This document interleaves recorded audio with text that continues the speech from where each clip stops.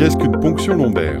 Une ponction lombaire est un prélèvement de liquide cérébrospinal de quelques millilitres en bas du dos, en dessous de la moelle épinière. Donc ce n'est pas un prélèvement de moelle épinière ou de moelle osseuse.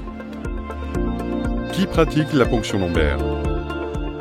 Tout médecin peut être amené à pratiquer une ponction lombaire un jour pendant sa carrière, ne serait-ce qu'aux urgences où on a beaucoup de ponctions lombaires qui sont pratiquées du fait des suspicions de méningite ou d'hémorragie méningée notamment.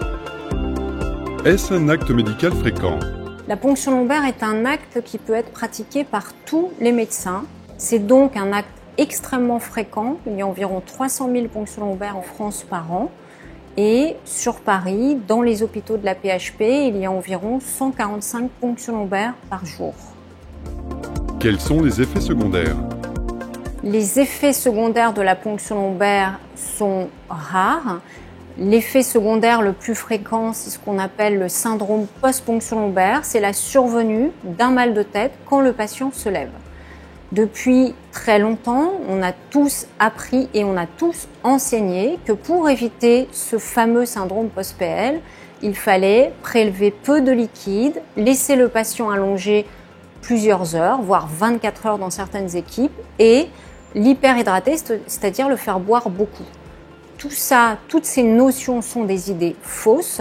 Les études ont montré que le seul moyen de diminuer le risque de syndrome post-ponction lombaire, c'est d'utiliser les nouvelles aiguilles que l'on appelle atraumatiques et qui ne font pas de trous dans la méninge, donc le liquide ne coule pas après la ponction lombaire et ne donne pas de mal de tête. Les autres risques de la ponction lombaire sont des risques exceptionnels. Ils sont tellement rares que nous n'avons pas une fréquence exacte. C'est notamment les hématomes lombaires ou périduraux ou épiduraux et ils surviennent environ dans un cas pour 2 millions de ponctions lombaires. Comment l'informer de la procédure en elle-même? Pour une raison qu'on ignore, en tout cas que moi j'ignore, la ponction lombaire est un geste, est un mot qui fait peur. Donc quand on propose une ponction lombaire à un patient, quel qu'il soit, jeune, âgé, avec troubles cognitifs, sans troubles cognitifs, il faut leur expliquer le geste, il faut leur expliquer que c'est en dessous de la moelle épinière, que ce sera quelques gouttes, quelques millilitres de liquide.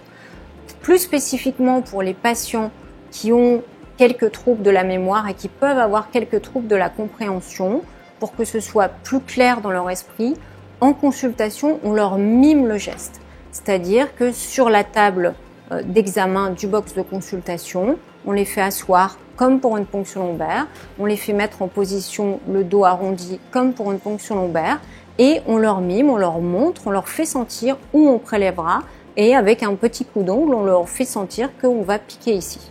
Donc le patient a une idée très précise de ce qui va se passer. Il sait qu'il n'y aura pas d'anesthésie générale, que ça se passera au lit du patient et que ça durera quelques minutes.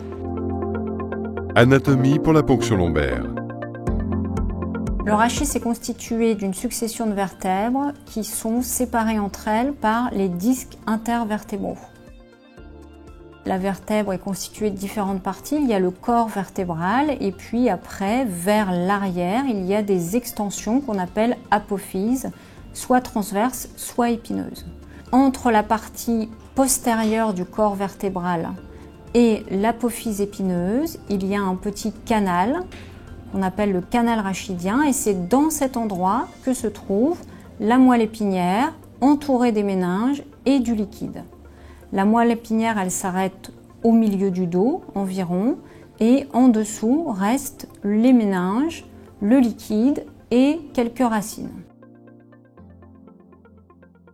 Pour aller faire la ponction lombaire, on pique en lombaire, comme son nom l'indique, vers la lombaire, la 3e ou la 4e lombaire, ou entre la 4e et la 5e lombaire.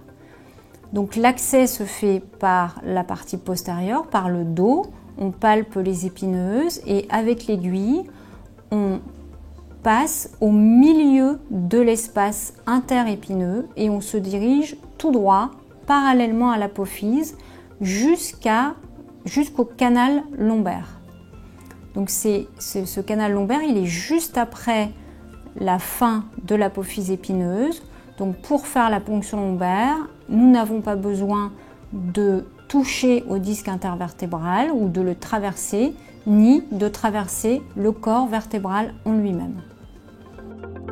La ponction lombaire en pratique.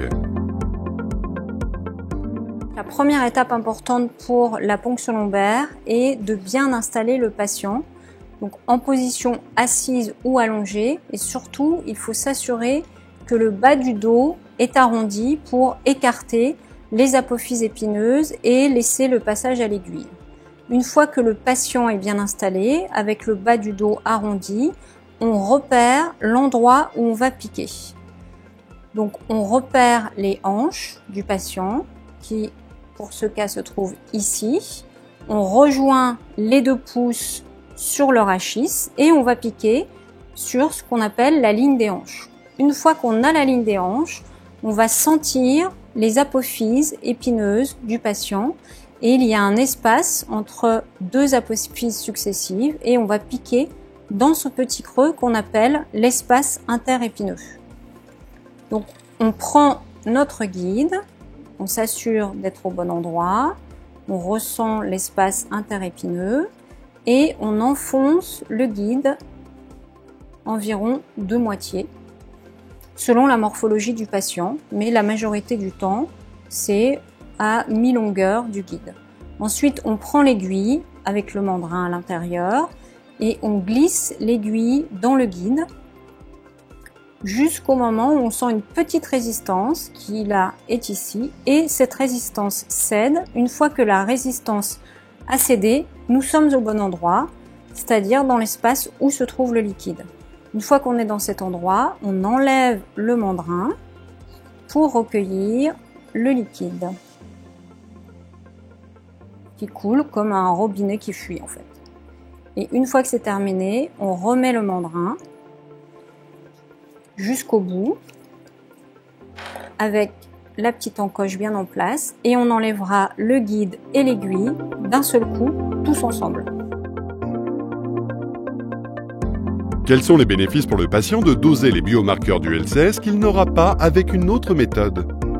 L'analyse du liquide cérébrospinal peut être utile dans énormément de situations cliniques en médecine. Peut être utile dans beaucoup de pathologies. Depuis quelques années, nous avons la chance d'avoir des biomarqueurs de maladies neurodégénératives et notamment de maladies d'Alzheimer. Et ces biomarqueurs nous permettent de trouver la cause des troubles du patient, des troubles cognitifs du patient. Ce qui est très souvent ignoré, c'est la cause des troubles. Le patient a des troubles cognitifs, on se rend compte qu'il a des troubles cognitifs, on dit voilà, il a probablement une maladie d'Alzheimer. Et puis, dans beaucoup de cas, ça ne va pas plus loin.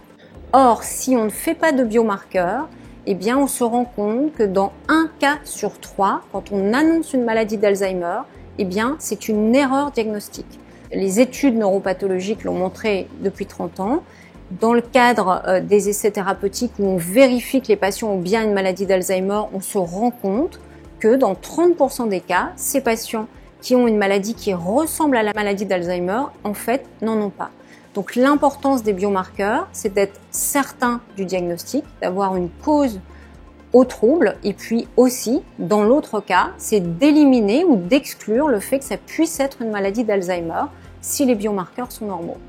L'autre point essentiel qui est spécifique des biomarqueurs du liquide cérébrospinal, c'est que ce sont les seuls marqueurs qui nous permettent de mettre en évidence toutes les protéines de la maladie d'Alzheimer, à savoir la bêta et la tau. Aujourd'hui, aucun autre examen ne permet en une seule fois de mettre en évidence ces 2 protéines et donc de confirmer le diagnostic de maladie d'Alzheimer ou de l'exclure.